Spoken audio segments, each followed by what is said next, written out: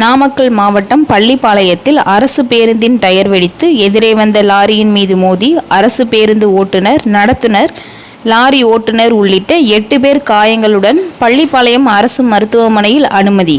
போலீசார் விசாரணை. ஈரோட்டில் இருந்து அரசு பேருந்தை ஓட்டுநர் செல்வராஜ் பள்ளிப்பாளையம் SPP காலனி நோக்கி ஓட்டிக்கொண்டு வந்து கொண்டிருந்த பொழுது நாமக்கல் மாவட்டம் பள்ளிப்பாளையம் அருகே உள்ள சேசாய் காகித ஆலைக்கு முன்பாக திடீரென அரசு பேருந்தின் முன்பக்க டயர் வெடித்ததில் நிலை தடுமாறி அரசு பேருந்து எதிரே வந்து கொண்டிருந்த லாரியின் மீது மோதி விபத்துக்குள்ளானது. இதில் அரசு பேருந்தின் ஓட்டுநர் செல்வராஜ், நடத்துனர் முருகன், லாரியின் ஓட்டுநர் நாகராஜ் மற்றும் பேருந்து பயணிகள் உள்ளிட்ட 8 பேர் காயமடைந்தனர். நகர பேருந்தில் பயணிகள் எண்ணிக்கை குறைவாக இருந்ததால் பெரும் விபத்து தவிர்க்கப்பட்டுள்ளது.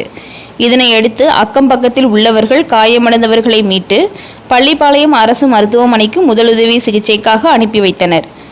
இதுகுறித்து தகவல் அறிந்து வந்த பள்ளிப்பாளையம் போலீசார் விசாரணை மேற்கொண்டு வருகின்றனர். இந்த விபத்தின் காரணமாக போக்குவரத்து பாதிப்பு ஏற்பட்டது. மேலும் அரசு பேருந்தின் டயர் வெடித்து எதிரே வந்த கனரக லாரியின் மீது அரசு பேருந்து மோதி விபத்துக்குள்ளான சம்பவம் பள்ளிப்பாளையம் வட்டாரத்தில் பெரும் பரபரப்பை ஏற்படுத்தி உள்ளது. நகர பேருந்துகள் பராமரிப்பு முறையாக இல்லை என்பது தமிழகத்தின் நீண்ட நாள் குறையாக உள்ளதாக பேருந்து பயணிகள் வருத்தம் தெரிவித்தனர். டயர் பராமரிப்புகள் முறையாக இருந்திருந்தால் டயர் வெடித்து விபத்து ஏற்பட்டிருக்க வாய்ப்பில்லை என தெரிவித்தனர்.